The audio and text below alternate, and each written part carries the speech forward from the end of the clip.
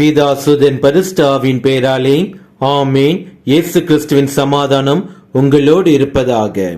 இன்றைய வார்த்தை, கடவுள் மிகுந்த இரக்கமுடையவர், அவர் நம்மீது மிகுந்த அன்பு கொண்டுள்ளார். God's mercy is so abundant and his love for us is so great. எபேசியர் அதிகாரம் 2 வசனம் 4. நீங்கள் வாழ்வில் எதிர்பார்த்திருக்கும் இரக்கம், அன்பு ஆண்டவர் இயேசுவின் இடத்தில் உள்ளது. நீங்கள் அலைந்து திரிய வேண்டாம். அவர் உங்களுக்காய் நற்கருணையின் வடிவில் காத்து கொண்டிருக்கின்றார். தினமும் நற்கருணை நாதரை சந்தித்து அல்லது மனதில் நினைத்து அவரை ஆராதித்து, முதலில் அவர் செய்த நன்மைக்காகவும் அவர் காட்டிய இரக்கத்துக்காகவும் அவர் பொழிந்த அன்பிற்காகவும் நன்றி சொல்லி அவரை ஆராதிப்போம்.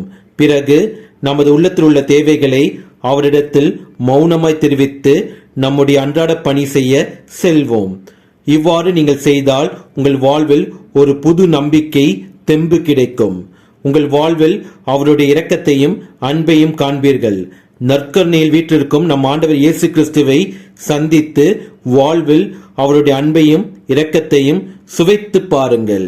இயேசுவுக்கே புகழ், மரியே வாழ்க. ஆமேன். இன்று பிறந்த நாள், திருமண நாள் காணும் அனைவருக்கும் கடவுளின் ஆசீரும் அருளும் சமாதானமும் நிறைவாக கிடைப்பதாக. உங்களுக்கு எங்களுடைய வாழ்த்துக்களும் ஜெபமும்.